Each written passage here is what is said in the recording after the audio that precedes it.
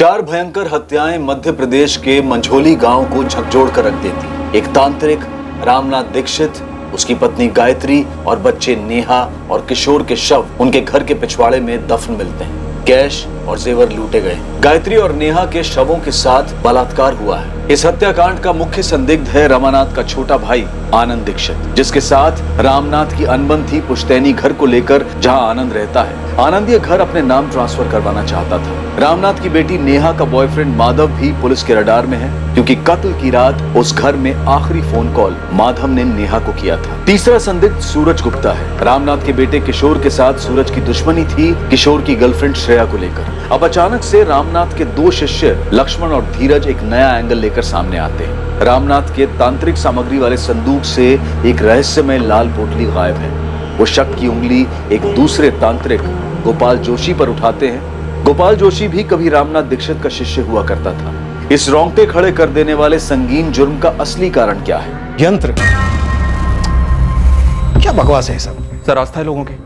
लेकिन ये यंत्र दिखता कैसा है और किस चीज का बना है? ये धीरज और लक्ष्मण का अचानक हमारे पास आकर इस यंत्र के बारे में बताना, अगर ये जेन्युइन टिप नहीं है तो फिर ये क्या है और क्यों है? रहस्यमय यंत्र वाली लाल पोटली के गायब होने की बात पुलिस के सामने आने से इस मर्डर मिस्ट्री को एक नया एंगल मिल गया।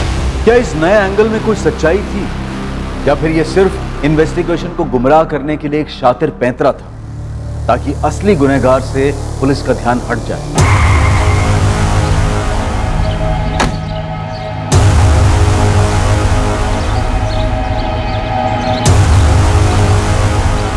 गोपाल जोशी को बाहर बुलाइए तुरंत। यंत्र? हाँ, एक लाल पोटली में रखा हुआ था, जिसे रामनाथ दीक्षित एक संदूक में रखते थे। तो क्या वो लाल पोटली वहां से गायब है? हाँ, ये खबर हमें उनके चेले धीरज और लक्ष्मण ने दी। तो हम जानना चाहते हैं कि वो दोनों वाकई सच बोल भी रहे हैं या नहीं। ओके मैडम, मैं पता लगाता हूँ, क्योंकि काफ़ी लोग दूर दराज से भी रामनाथ दीक्षित यहाँ आते थे। कोई ना कोई इस पर रोशनी जरूर डालेगा। यहाँ होता था, इधर इसी में रखते थे गुरुजी। साहब हमने कभी पास से नहीं देखा, बस दूर से ही देखा करते थे। सिर्फ गुरुजी ही संदूक खोलते थे। उसके बाद वो अंदर से पोटली निकालते थे, फिर उसके अंदर हाथ डालते थे, ध्यान लगाते थे, साथ में मंत्र पढ़ते थे। साहब वो हमसे कहते थे कि उस पोटली में एक यंत्र है जो सिर्फ और सिर्फ उन्हें चमत्कारी शक्तियाँ देता है, लेकिन वो हमें उस यंत्र को देखने तक नहीं देते थे। अगर वो यंत्र इतना ही खास था कि गोपाल उसे चुराने के लिए इतना खतरनाक रास्ता अपना सकता है, तो वो तुम दोनों भी तो कर सकते हो।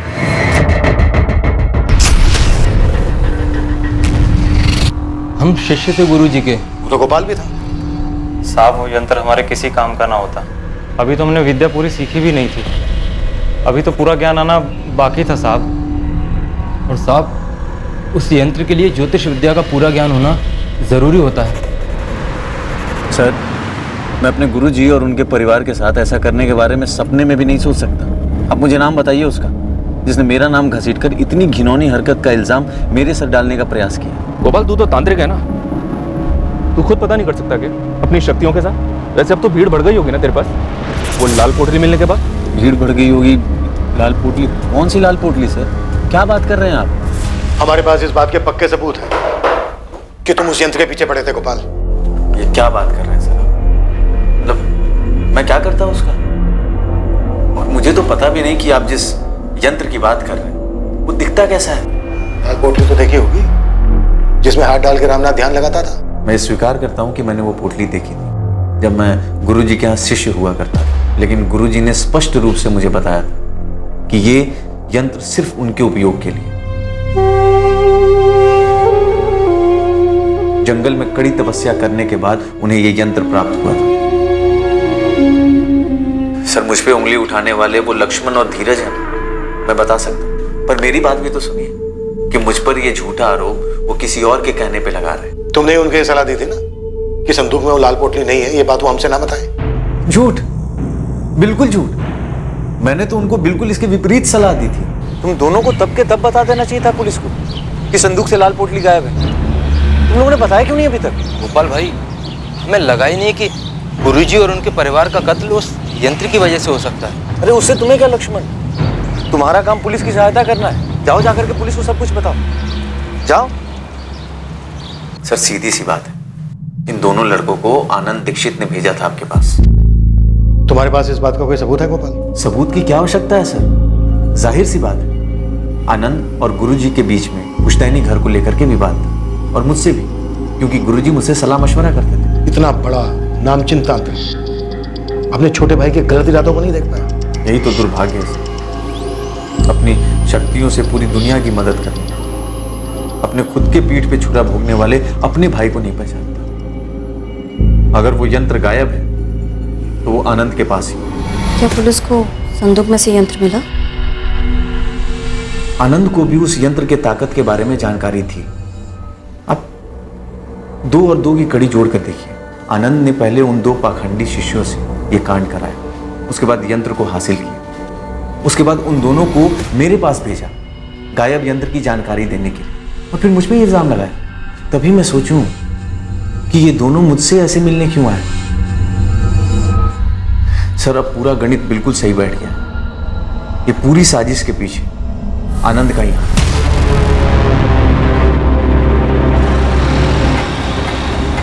मैडम ये सूरज गुप्ता काफी डिंगे मार रहा है। ठीक से बताओ गुरदीप, क्या मतलब है तुम्हारा? कैसी डींगे? किशोर दीक्षित और उसके परिवार की ऐसी दर्दनाक मौत पर डिंगे। देखो यार, वो कहते हैं ना कि जैसी करनी वैसी भरनी। अब तुम जानते हो श्रेया तो मेरी गर्लफ्रेंड थी, लेकिन किशोर गलत था। मैंने उसको बोला था कि पीछे हट जा, नहीं हटा, और साले ने मुझ पर हाथ उठाया। हुआ क्या, इस दुनिया से ही हट गया।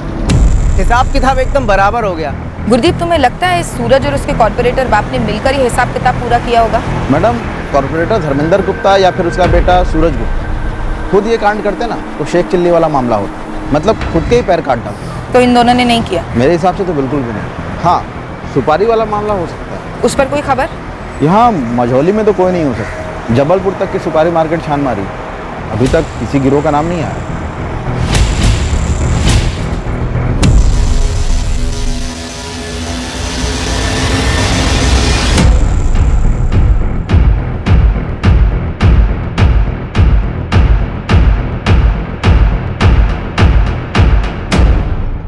करीबन 20 लोगों से बात हुई है जो रामनाथ दीक्षित के पास जाते थे अपनी समस्या लेकर। सभी का कहना है कि लाल पोटली तो देखी ही दूर से, लेकिन यंत्र के बारे में किसी को कुछ नहीं मालूम। नथु, इस माधव रघुवंशी के बारे में कुछ पता चला क्या? साहब वो तो देवदास बना घूम रहा है। मतलब ये प्यार व्यार सच में था क्या? उसके और नेहा के कॉलेज में बात हुई, वहाँ के लोगों का कहना है कि दोनों का सीरियस रिलेशनशिप था। मतलब मोटा मोटा अब हमारे रडार पर सिर्फ आनंद दीक्षित और गोपाल जोशी है, और दोनों पर ही बात आगे नहीं बढ़ रही है। साहब ये रामनाथ के चेले लक्ष्मण और धीरज दोनों की थोड़ी खातिरदारी करो, जरूर कुछ उगलेंगे। वही प्लान है। तब तो तू गोपाल जोशी का और खंगाल। ठीक है साहब, मैं लग जाता हूँ इसकी हिस्ट्री निकालने में। वैसे एक बात और खटक रही है मुझे, ये चारों मर्डर बहुत ही प्रोफेशनल तरीके से हुए, लेकिन पूरे जिले से, यहाँ तक कि पूरे स्टेट से एक भी हिस्ट्री शीटर का नाम सामने नहीं आया। सर और एक बात खटक रही है मुझे। हमने जब दीक्षित के पड़ोसी रोहित से बात की थी, तब उसने बताया था कि कत्ल की रात उनकी गली का कोई कुत्ता बहुत अजीब तरह से रो रहा था। उस रात को कोई कुत्ता बड़ी डरावनी तरीके से रो रहा था। सर मुझे कोई बहुत ही शातिर और बेरहम साजिश की बुआ रही है। यह सिर्फ किसी हिस्ट्री शीटर का अंजाम दिया जुर्म नहीं लग रहा है। यह किसी ऐसे आदमी का काम है जो दीक्षित परिवार और उनके घर मोहल्ले के हालात से अच्छी तरह से वाकिफ था, जिसके चलते इस साजिश को आराम से अंजाम दिया जा सके। काफी आराम से पहुंचा। घर की बैक साइड को खोदने के लिए उनके पास पूरा टाइम। इस साजिश का हर पहलू खौफनाक तो था। जिस तरह से चारों को मौत के घाट उतारा गया था, जिस तरह से दोनों औरतों पर सेक्सुअल असॉल्ट किया गया था, और जिस तरह से चारों को दफनाया गया था। पर क्या वो अदृश्य यंत्र जिसे इस केस से जुड़े किसी भी व्यक्ति ने नहीं देखा था, क्या सिर्फ एक लाल पोटली में छुपा हुआ वो यंत्र इस नरसंहार का कारण? सिर्फ एक यंत्र?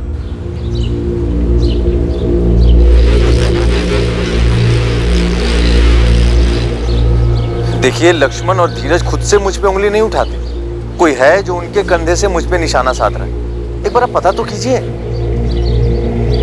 जी ठीक ठीक।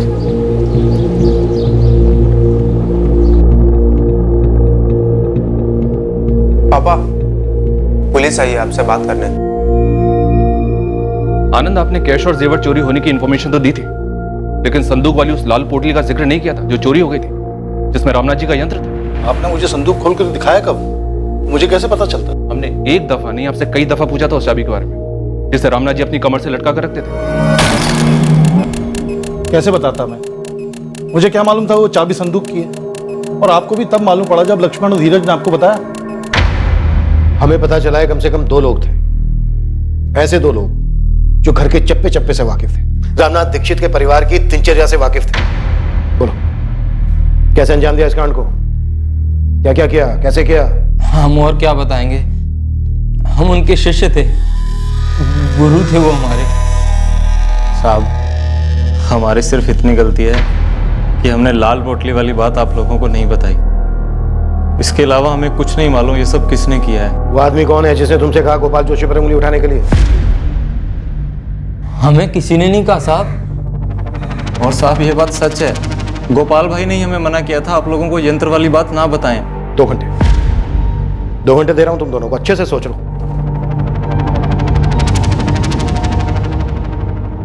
क्या सर, कुछ भी बोल रहे हैं आप? मैं समझ रहा हूं आपका गेम। आप तुक्का लगा रहे हैं मुझसे कुछ भी बुलवाने के लिए। कोई तुक्का नहीं लगा रहे।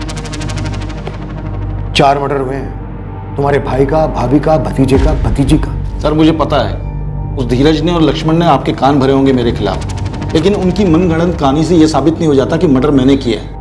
और रही बात उस यंत्र की, मुझे मालूम पड़ा कि वो चोरी हो गया, लेकिन सर वो लाल पोटली वाला यंत्र, हमेशा से उस पर मैं हंसता था। सस्ती नौटंकी के अलावा कुछ भी नहीं था मेरे लिए वो। और अपने भैया को भी मैं कभी कोई चमत्कारी गुरु नहीं मानता था, 1 नंबर का पाखंडी समझता था उनको। सैकड़ों लोग आते थे उनके पास। सर दुखी और परेशान आदमी उम्मीद की हर चौखट पे माथा टेकता है, और मेरे भैया उम्मीद की पुड़िया बना के देने में माहिर थे। और वो पुड़िया थोड़ी देर के लिए लोगों को सुकून देती, सुकून के अलावा कुछ नहीं। और ये जो यंत्र मंत्र है ना, सब ढकोसला था, 1 पैसे की चमत्कारी शक्ति नहीं थी उसमें। तुम मेरी शक्तियों को मानो या न मानो उससे कोई फर्क नहीं पड़ता मुझे। तुम्हें बस घर का लालच है, उसी की बात करो। लालच नहीं, हक है मेरा। पुश्तैनी मकान है वो। एक तो आप मकान छोड़कर अपनी ये पाखंड की विद्या सीखने चले गए, और दूसरे उस मकान की मरम्मत के लिए पानी की तरह पैसा बहाया मैंने। और तीसरी सबसे अहम बात, माँ बाबूजी की सेवा की आखिरी दम तक, जब आप दुनिया को ठग के पैसे कमा रहे थे। और इन सब के बावजूद आपको अच्छी खासी रकम दी मैंने मकान के नाम पे। और अब जो आप मांग रहे हैं ना, वो लूट है, और आप लूट में माहिर हो चुके हैं अपनी यंत्र मंत्र की विद्या से। आज 30 लाख कीमत है उस घर की, मैं तुमसे 15 मांग रहा हूं, आधा। तुम बाकी के 7 लाख दो, मैं आंख मूंद कर कागजात पे दस्तखत करता हूं। रही बात यंत्र तंत्र की, वो मेरा पेशा है, उससे तुम्हारा कोई ताल्लुक नहीं। मानता हूं ताल्लुक नहीं था मेरा, और ये भी मानता हूं कि कानूनी तौर पे 7 लाख रुपए देने थे मुझे पुश्तैनी मकान के लिए, और जो मैंने इकट्ठे भी किए अपनी छोटी सी दुकान चलाकर, मेहनत की कमाई से, कोई यंत्र वाली ठगी से नहीं। पर वो यंत्र था क्या? सर बोल तो रहा हूं, उस लाल पोटली में लिपटी हुई ठगी थी, बकवास था, जिसके जरिए भैया लोगों को बेवकूफ बनाते थे, ढेर सारे पैसे कमाते थे। आनंद, लेकिन ये नामुमकिन है कि तुम्हें पता ही नहीं था कि उस संदूक के अंदर वो लाल पोटली है, और रामनाथ जी की कमर से बंधी चाबी से वो संदूक खुलता है। आनंद, यंत्र चुराने वाले ने रामनाथ दीक्षित की कमर पर बंधी चाबी से वो संदूक खोला, यंत्र बाहर निकाला, वापस उस संदूक को ताला लगाया, और वापस वो चाबी रामनाथ की कमर पर बांध दी। सर आप तहकीकात करने वाले एक पेशेवर हैं, आप लोगों के बयान से सच्चाई जान लेते हैं। मुद्दे से मत हटो, मुद्दा वही है सर। इन पेशेवर भविष्यवक्ताओं का खेल भी वही है। ये लोगों से पूछताछ करते समय अंदाजा लगा लेते हैं कि सामने वाले की कमजोरी क्या है। जबान तो पहले ही मीठी होती है उनकी, ले लेते हैं लपेटे में। और रामनाथ भैया तो इस आंखों में धूल झोंकने वाली कला के माहिर हो गए थे। रामनाथ दीक्षित और उसके पूरे परिवार का कत्ल किया गया, उनकी पत्नी और बेटी की लाशों के साथ घिनौनी हरकत हुई है। अब तुम चुपचाप ये बताओ, इस कांड को कैसे अंजाम दिया? मैंने नहीं किया सर। किन चीजों का सहारा लिया आनंद? और कुत्ते के रोने की आवाज किसने निकाली? धीरज और लक्ष्मण ने? लक्ष्मण, धीरज, हमें अच्छे से पता है उस रात को जो कुत्ते के रोने की आवाज थी वो असली नहीं थी, तुम दोनों ने वो आवाजें निकाली थी। तुम्हारे गुरु रामनाथ दीक्षित कुत्ते के रोने का अपशकुन मानते थे, इसलिए कुत्ते को भगाने के लिए उन्हें घर से बाहर आने के लिए मजबूर होना ही था।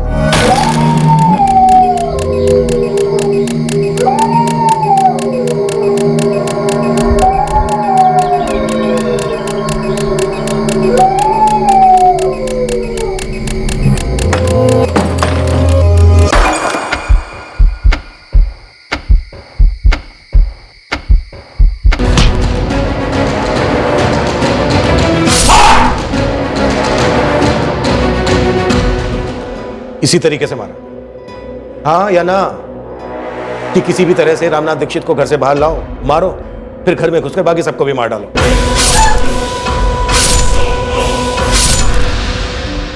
रात में कुत्ते के रोने को अपशगुन माना जाता है। तुम्हें पता था?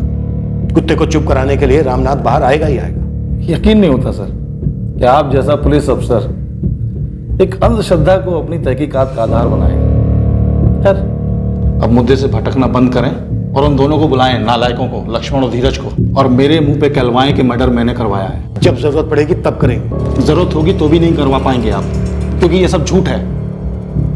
और इस कांड के पीछे अगर मैं होता भी तो इतना मूर्ख नहीं हूं कि उन्हीं दोनों को चुनूंगा जिनको आपके शक के दायरे में आना ही आना था। तो फिर किन्हें चुना?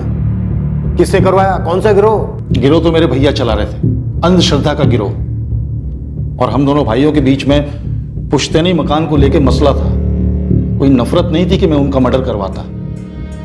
आप ऐसे आदमी को ढूंढिए जिसे मेरे भैया से इतनी नफरत हो कि मेरी भाभी और भतीजी। आप जितनी मर्जी पूछताछ कर लीजिए सर, लेकिन मैं वो आदमी नहीं हूं जो इतनी घिनौनी हरकत करता, और वो भी अपने भाई के साथ। हर मर्डर केस में क्रिमिनल अपने पीछे कोई ना कोई सुराग छोड़ ही जाता है मंचन। इस केस में 4 मर्डर हुए, 2 सेक्सुअल असॉल्ट हुए, लेकिन क्रिमिनल ने एक भी ऐसा निशान नहीं छोड़ा जिसके बलबूते हम किसी नतीजे पर पहुंच सके। सर, सारे एंगल्स इस वक्त पर्सनल है और रहस्यमय लाल पोटली में लिपटा हुआ वो जादू यंत्र, लेकिन इनमें से कोई भी एंगल कोई स्ट्रॉन्ग रीजन नहीं दे रहा। इस केस में एक बात और गौर करने वाली है मनचंदा। सेक्सुअल असॉल्ट बहुत ही विकृत तरीके से हुआ, लाशों के साथ रेप किया गया, लेकिन क्रिमिनल ने वहां भी कोई अपना निशान नहीं छोड़ा। वेजाइनल स्वैब्स में कोई सीमेन के स्टेन्स नहीं मिले हैं। मतलब मुजरिम ने या मुजरिमों ने कॉन्डोम यूज किया होंगे। प्राइवेट पार्ट्स पर जख्म तो हैं, तो यस, कॉन्डोम्स यूज किए होंगे। और डॉक्टर, रेप कत्ल होने के बाद हुए? हाँ, इस हद तक विकृति।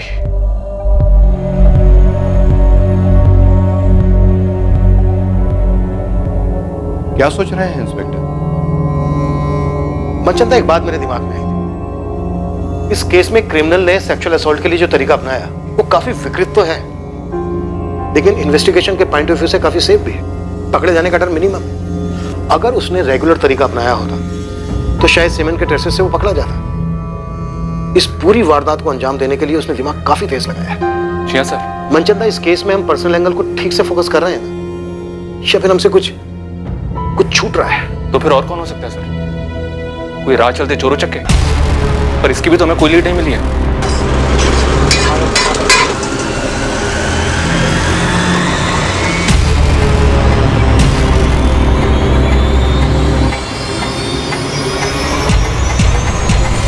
मनचंदा, अलमारी खुली मिली हमें, लॉकर से कैश जेवर सब लुटे गए। सर, अगर ये लोग आम चोर लुटेरे होते तो लूटपाट करके भाग खड़े होते। घर के पीछे जाकर कब्र क्यों खोदते? मेरा मतलब सर, इतनी मेहनत, इतना रिस्क क्यों उठाते?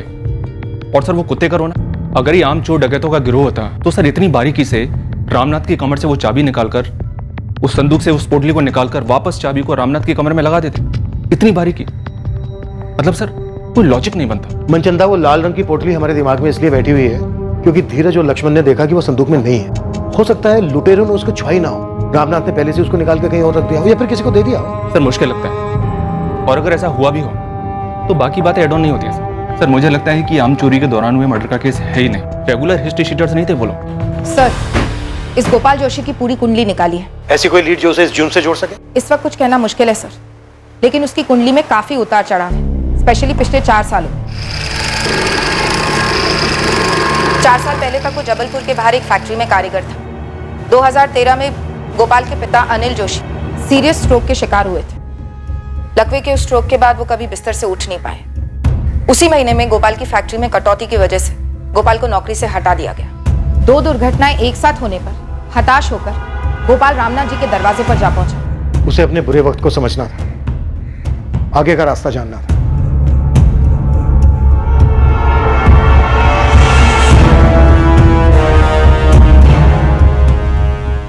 मैडम, फिर सुनने में आया कि रामनाथ के कहने पर गोपाल जोशी ने कोई बलि चढ़ाई। कैसी बलि? नर बलि?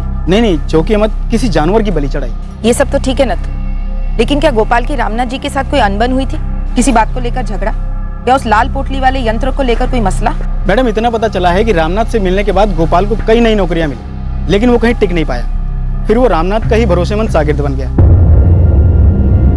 रामनाथ कभी कभी अपने कुछ भक्तों का भविष्य गोपाल से पढ़वाने लगा।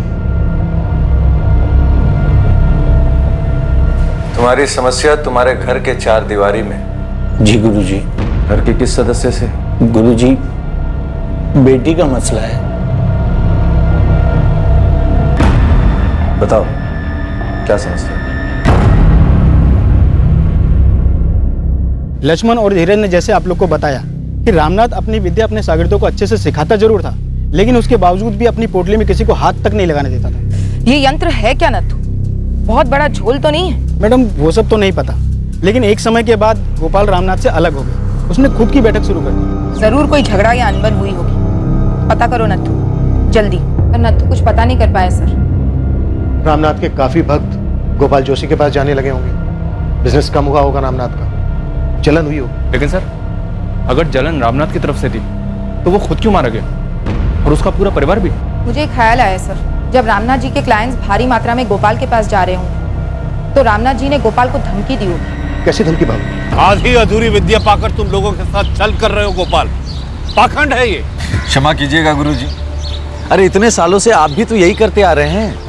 मैं सच में भविष्य देख सकता हूँ। गुरुजी देख तो मैं भी सकता हूँ, और आपको तो बहुत गौर से देखा है मैंने। क्या देखा तुमने? गुरुजी आपके हथकंडे, आपके पैतरे, वही 20-25 सवाल सारे भक्तों से घुमा फिरा करके पूछते हैं। उनके मन के हालात से इतने सालों से खेल रहे हैं आप। उनके मुंह से जवाब निकलवा कर उन्हीं को जवाब देते हैं, और वहीं से तो आपकी कमाई होती है ना गुरुजी। बकवास बंद करो गोपाल। मेरे पास सच में विद्या है, और मेरे भक्तों को जो तुम हथिया रहे हो ना, ये बंद करो। अब आ गए ना मुद्दे पे गुरुजी। आपसे देखी नहीं जा रही ना मेरी सफलता और आपकी घटती हुई कमाई। याद रखो, मैंने तुम्हें ये विद्या सिखाई, मैं इसे वापस भी ले सकता हूँ। धमकी दे रहे हैं आप? चेतावनी दे रहा हूँ। तुम जिस हालत में मेरे पास आए थे तो मुश्किलों से घिरे हुए थे। मैंने अपनी मंत्र विद्या और यंत्र की शक्ति से तुम्हारी सारी मुश्किलें दूर की। मुझे अगर क्रोधित करोगे, नाखुश करोगे, तो वही हालात है, पर उससे भी बदतर हालात में पहुंचने में देर नहीं लगेगी। इतनी शक्ति है मेरे पास। पुलिस ने अनुमान लगाया था कि इस तरह का कोई झगड़ा गुरु और शिष्य के बीच हुआ हो सकता है, जिसकी वजह से गोपाल ने इस हत्याकांड को करने की ठान ली। ये सिर्फ आपका अनुमान है, सिर्फ अनुमान। और वैसे भी चमत्कारी शक्तियों पर आप लोग कब से विश्वास करने लगे? लोगों का विश्वास जीतकर उनसे पैसे तुम और रामनाथ जैसे लोग कमाते हैं। कौन ना करता है आती हुई लक्ष्मी को। ये बिजनेस है हमारा। लोगों को उम्मीद की पुड़ी देकर हम अपने घर की दाल रोटी चलाते हैं। मैं भी तो गया था रामनाथ जी के पास, हताश हालत। और फिर वहीं टिके रहे, लंबे अरसे तक वहीं रहे। तो क्या करता हूं? किसी भी तांत्रिक के पास जाना सर एक आदत होती है, जो धीरे धीरे लत बन जाती है नशे की तरह। बंदा खुद के लिए भी फैसला अकेले नहीं कर पाता, किसी भी मुश्किल का सामना नहीं कर पाता, कोई खुशी नहीं मना पाता। वो हर दूसरे दिन बाबा के चरणों में जाकर गिरा रहता। यही हमारा बिजनेस है, यहीं से हमारी कमाई होती है। ये बात मैं बहुत पहले समझ चुका था। फिर भी रामनाथ जी की धमकी से डर गए? सर, झूठी शक्तियों की धमकी से कौन डरता है?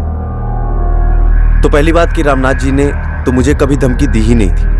वो बहुत ईमानदारी से अपना व्यवसाय कर रहे थे, मैं अपना कर रहा था। और सर, रामनाथ जी और उनके पूरे परिवार को इस तरह मारकर मुझे क्या हासिल होगा, क्या मिला?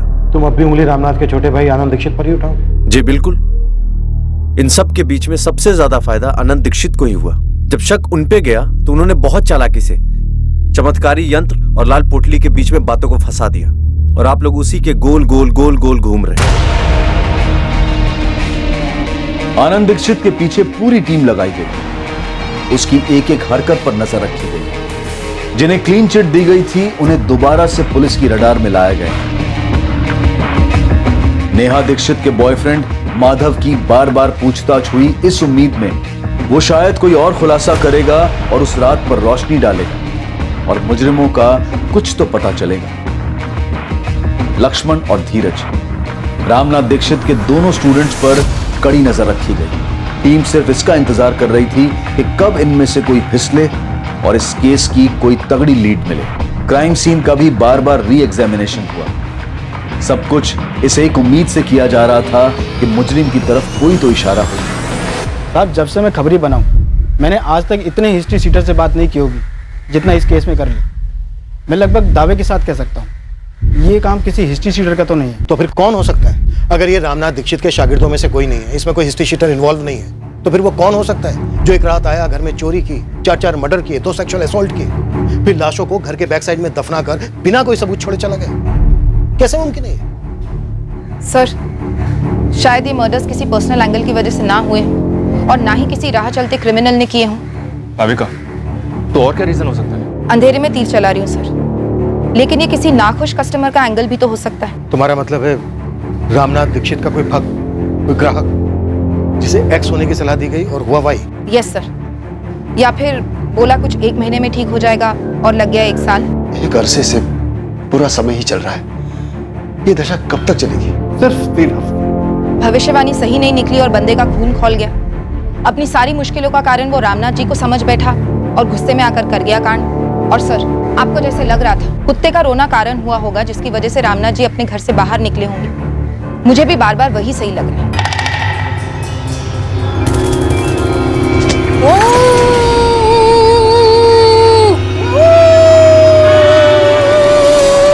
और सर कुत्ते का वो रोना सिर्फ एक पैतरा नहीं था, मैसेज था एक घायल इंसान का रामनाथ जी के लिए कि सुनो, जिस पर तुम इतना विश्वास करते हो आज वो तुम्हारी मौत का कारण बनेगा।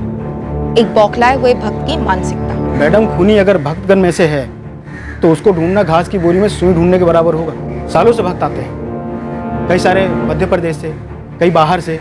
भाविका, हमने भी तो ऐसे कई लोगों से बात की है जिन्होंने रामनाथ से पुड़िया ली थी। मुश्किल से 4-5 ऐसे होंगे जिनको लाभ हुआ होगा। अब एक तांत्रिक की भविष्यवाणी का सच ना होना इसका मतलब ये तो नहीं कि कोई इतनी बुरी तरह से बदला लेगा।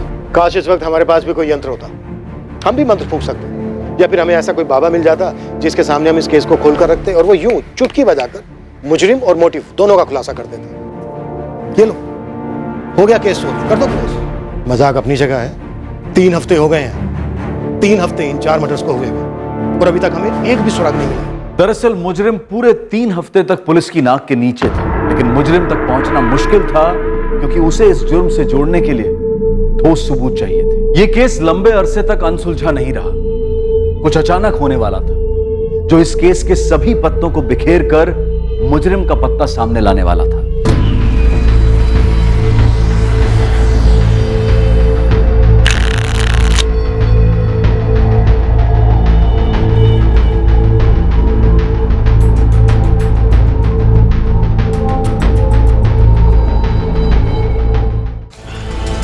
नथु, चाय तो चढ़ाओ, खबर है। चाय और ये टाइम? चढ़ा तो सही। ले मुझे चाय कड़क पिला रहा हूँ तो खबर भी कड़क होनी चाहिए। वो कल्पेश को तो तू जानता ही है, हिस्ट्री सीटर कल्पेश ना? हाँ। क्या हुआ उसका? इतनी मोटी गट्ठी है उसके पास करारे नोटों की। ये तेरी कड़क खबर? भाई 10-10 हजार के दाव लगा रहा है। इतने पैसे तो सुपारी से मिलते, वो भी मर्डर की। अरे तो कोई मर्डर की टिप देना भाई, वो तुम ढूंढो ना, हमने तो तुम्हें तिल्ली दिया जला के, मशाल तुम बनाओ।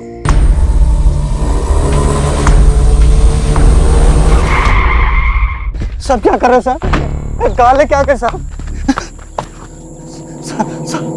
साहब आप लोग क्या करने वाले साहब? साहब क्या कर रहे हो साहब? साहब मैंने कुछ नहीं किया, सच्ची बता रहा हूँ साहब, मैंने कुछ नहीं किया साहब। कहाँ से लाए पैसे? नहीं तो यहीं पे लंबा कर दूंगा तेरे को। मेरी मेहनत की कमाई का पैसा साहब। अच्छा, क्या काम करता है बे तू? हाँ, डॉक्टर है, वकील है, कॉन्ट्रैक्टर है या सुपारी कॉन्ट्रैक्टर? सब गोली मत चलाना साहब। किसकी सुपारी उठाई थी तूने? नहीं साहब, मेरी इतनी औकात कहाँ साहब, मैंने कोई सुपारी पारी नहीं उठाई साहब। वो एक बंदा चोरी का जेवर लेके मेरे पास आया था, बोला इसे बेच दे, तुझे तेरा कमीशन मिल जाएगा। मैंने वो सारे जेवर कांतिलाल सिसोदिया की दुकान पे बेच दिए।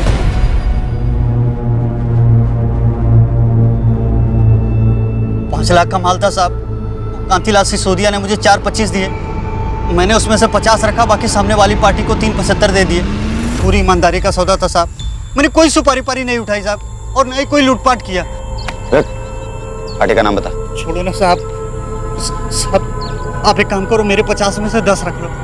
अच्छा चलो 20 रख लो साहब। अभी ये किसने दिया, किधर से आए, सब जाने दो ना साहब, इसको इधर ही रफा दफा कर देते हैं साहब। मैं तो इस सबको पिघला देता हूँ साहब। आप अपना शेर बोलो ना साहब। रामनाथ दीक्षित, सुनाइए ना। क्या फर्क पड़ता है साहब, जाने दो ना हम लोगों को। ये तो वही है ना जिसका मर्डर हुआ था। बेटा बेटी बीवी सब साफ, चोरी वाला तांत्रिक, राइट? साहब आप तो मेरे को जानते हो साहब, मेरा इससे कोई लेना देना नहीं है साहब। ये सब आप रख लो साहब, ये कल्पेश को अंदर डालो। अरे क्या अंदर डालो साहब, मेरा इस हत्या से कोई लेना देना नहीं है। तो उसका नाम बता जिसका वास्ता है।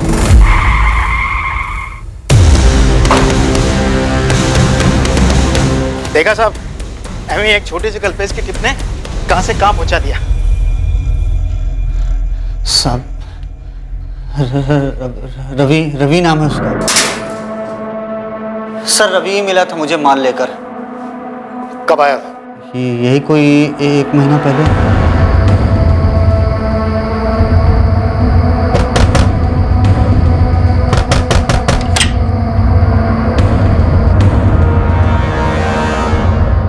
ये देख, ये बेचने। इतना माल आया कहाँ से? तुझे उससे क्या? कम से कम 7-8 लाख के तो होंगे। अबे नहीं बे, 7-8 लाख के नहीं है। फिर कितने के होंगे? अभी यार ये तो जौहरी ही बताएगा ना, जितनी कीमत होती है उससे कम ही मिलता है। इनका हिसाब किताब तो तुझे पता ही है। पर भाई जो भी कीमत लगे, मेरा कमीशन फिक्स्ड है 50। ठीक है तो डील तो करा दे, अपना कमीशन रख लेना। लेकिन हाँ, मेरी हरी झंडी मिलने के बाद ही माल निकालना। रवि को मैं काफी सालों से जानता हूँ। उसे पता कि मैं चोरी का सामान बेचता हूँ, इसलिए वो माल लेकर मेरे पास आया था। ये रवि है कौन? किसी गिरोह का है? नहीं साहब, वैसे तो ये सीधे काम में है। ऑमलेट और पराठे का ठेला लगाता है मझोली में। 1 हफ्ते पहले फोन आया था उसका मेरे पास। हाँ कल्पेश, माल भेज दे तुरंत। अरे हरी झंडी है। हाँ हो जाएगा। आया, पर तूने बताया नहीं कि माल किधर से आया, कहाँ से आया। अरे तुझे क्यों जानना है? तू माल भेज, अपना कमीशन रखो और खुश रहे। जुल्म में अपना दिमाग लगा रहा है। तेरे रवि मझोली में कब और कहाँ ठेला लगाता है? साहब ये शाम 5 बजे से लेकर रात के 2 बजे तक, हाईवे के पास सर्विस रोड पर।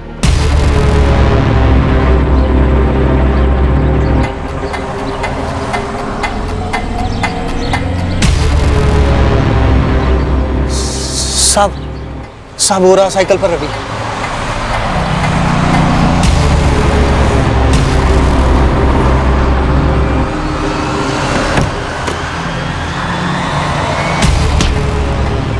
रामनाथ दीक्षित, नाम तो सुना ही होगा।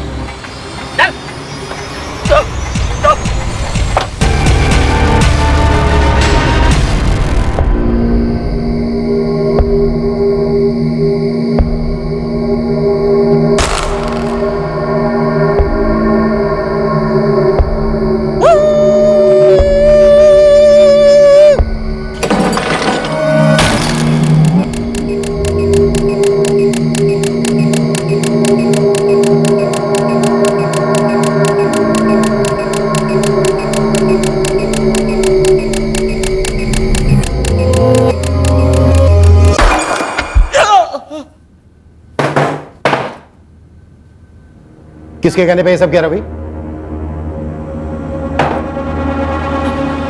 महीने भर से हम इस केस के पीछे चक्कर काट रहे हैं। अब अगर तूने तनिक भी दिल लगाई ना तो असली कुत्ता समझ के पीटूंगा तुझे, और असली कुत्ते की तरह रोएगा तू रात भर। मैंने तो बस कुत्ते के रोने की आवाज निकाली थी साहब। रुक मत, आगे बोल। और लूटने में मदद की थी बस उसकी, पर मैंने किसी को नहीं मारा। कौन था वो जिसकी मदद की तूने?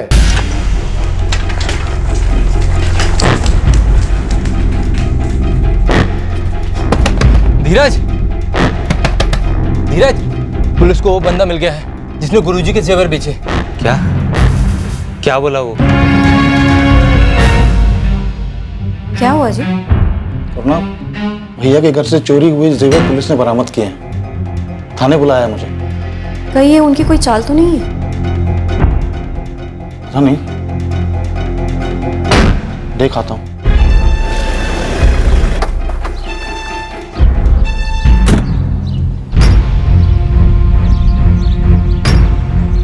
गोपाल, गोपाल जोशी। जी इंस्पेक्टर। मुजरिम पकड़ लिया हमने। कौन है?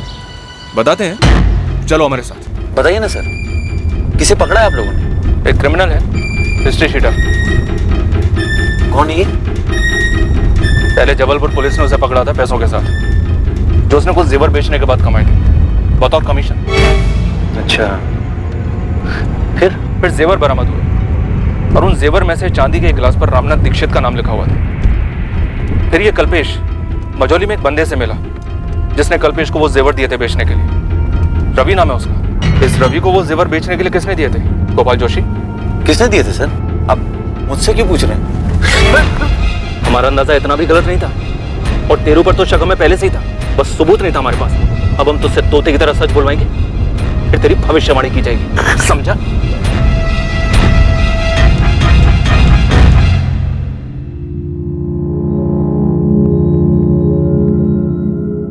नाम बोल रवि, नाम बोल। गोपाल जोशी साहब, रामनाथ दीक्षित से पंगा था। चल गोपाल, अब जल्दी से शुरू कर दे अपनी बात। अब अगर तूने 1 मिनट भी देर लगाई तो बहुत तरीके हैं हमारे पास मुंह खुलवाने के। एक से बढ़कर एक यंत्र है हमारे पास।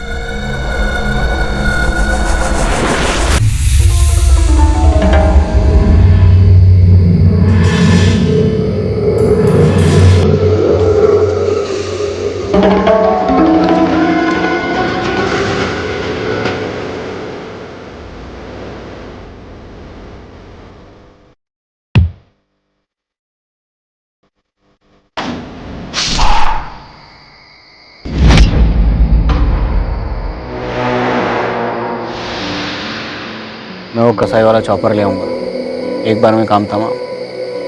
कल रात ही करना हो और कल पूर्णमासी भी है।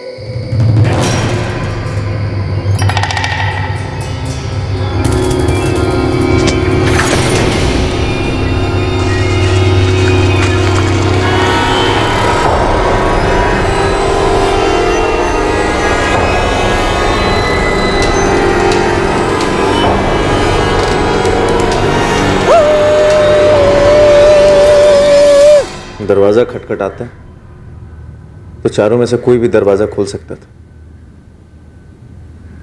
लेकिन मुझे यकीन था कि कुत्ते की रोने की आवाज सुनकर गुरुजी ही दरवाजा खोलेंगे। उन्हें लगता कि कोई अपशगुन होने वाला।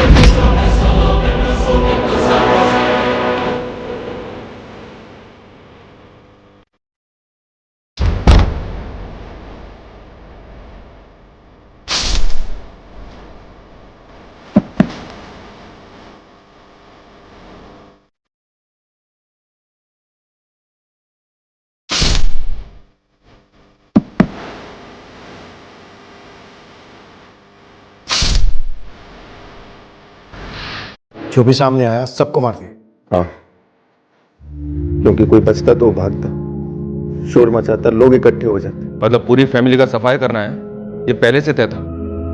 नहीं साहब, मैंने किसी को नहीं मारा। मैंने तो बस चोरी में मदद की थी और लाशों को दफनाने में। गायत्री दीक्षित और नेहा दीक्षित की लाशों के साथ जो किया वो किसने किया? बोल गोपाल, सुन रहा हूं मैं, बोल।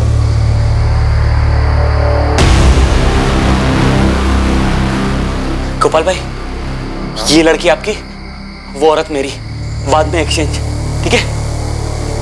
एक सेकंड रुक,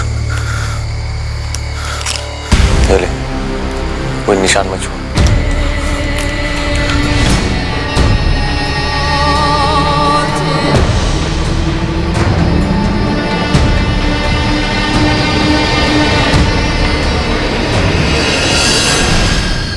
इतना सब कुछ तूने उस लाल पोटली के लिए किया, उस यंत्र के लिए?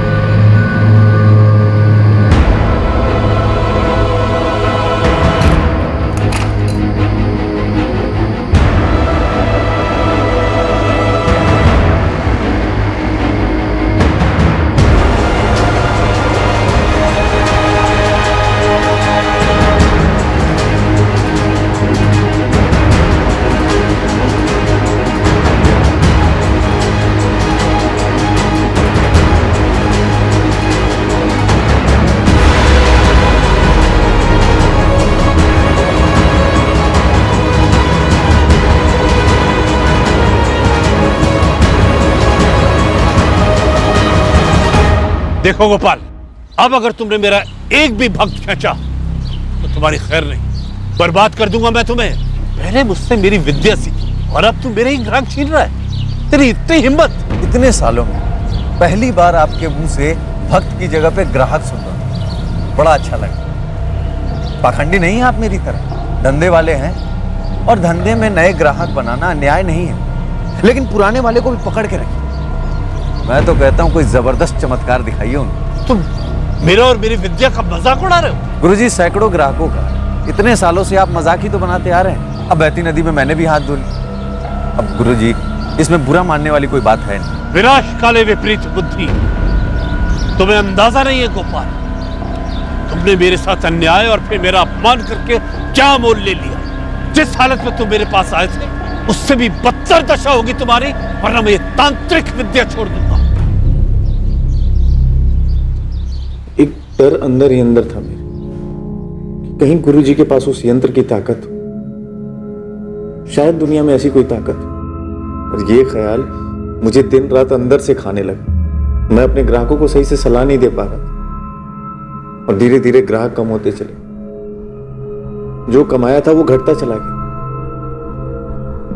तब मुझे यकीन होने लगा कि ये सब यंत्र के कारण हो रहा। गोपाल भाई, यही है वो यंत्र जो आपके कलेजे का पत्थर था? गोपाल भाई कुछ बोलिए, इतना सब कुछ इस मामूली से पत्थर के लिए? इसकी धमकी से ये मेरी जिंदगी बर्बाद करने चला था। अब देखो खुद का।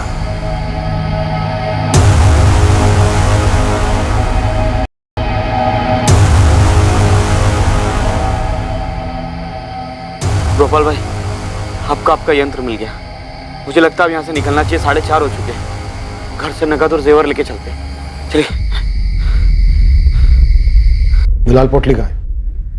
जला दी मैंने। उसके अंदर जो पत्थर था वो मेरे घर पे पड़ा। तुम अब भी उस पत्थर को चमत्कारी समझते हो? तंत्र का यंत्र है वो।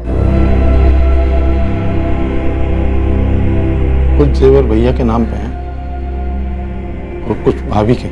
उस पोटली में सच में सिर्फ ये पत्थर था?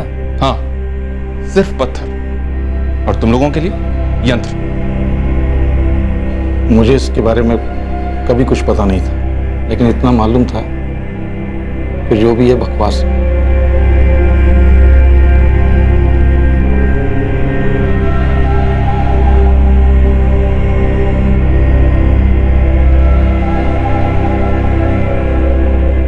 गोपाल जोशी और रवि को आईपीसी की धारा 302 के तहत मर्डर, आईपीसी की धारा 376 के तहत रेप और आईपीसी 201 के तहत सबूत मिटाने के चार्जेस पर गिरफ्तार किया गया है। रामनाथ दीक्षित से बदला लेने और उसके यंत्र को हथियाकर उसकी चमत्कारी शक्तियों को खुद पाने की निर्भीकता में गोपाल जोशी ने इन 4 भयंकर हत्याओं को अंजाम दिया था, सिर्फ ये जानने के लिए कि दरअसल कोई यंत्र था ही नहीं, बस एक पत्थर था जिसे एक कपड़े में बांध कर रखा गया था। एक साधारण सा पत्थर। दुनिया में ऐसा कोई नहीं है, कोई भी नहीं है जिसके पास किसी और की जिंदगी में चमत्कार लाने की या हाहाकार मचाने की दैवीय या फिर शैतानी शक्ति हो। अगर हम अपनी जिंदगी बेहतर बनाना चाहते हैं तो हमें और सिर्फ हमें अपने अंदर की पॉजिटिव एनर्जी को बढ़ाना होगा और इसी की ताकत से हम अपने इरादों को मजबूत कर सकते हैं, अपनी क्षमताओं को बढ़ा सकते हैं और अपनी निराशा को मिटा सकते हैं। जैसे ही हम बाबाओं, तांत्रिकों और भविष्यवक्ताओं की शरण में जाते हैं, हमारा विवेक, हमारे लॉजिकल फैसले लेने की बुद्धि और नजर दोनों धुंधले हो जाते हैं और हम देखते ही देखते इन चमत्कारों के व्यापारियों के गुलाम बनकर रह जाते हैं। दुनिया में सबसे शक्तिशाली ताकत हम खुद हैं। अपनी जिंदगी को बेहतर बनाने की भरपूर ताकत खुद हमारे पास है, लेकिन हम में वो कमजोरी भी है कि हम नकारात्मक शक्तियों के जाल में फंसकर अपने इर्द गिर्द तबाही मचा सकते हैं। जरूरी है कि हम इन नकारात्मक नेगेटिव शक्तियों से सतर्क होकर अपने आप को बचाएं। जीवन सुंदर है, जीवन अमूल्य है। अब मैं अनूप सोनी आपसे विदा लेता हूं, फिर मुलाकात होगी और हमेशा याद रखें, क्राइम और आपके बीच में सिर्फ इतना फर्क है कि आप कितने सतर्क हैं। सतर्क रहें, सुरक्षित रहें। जय हिंद।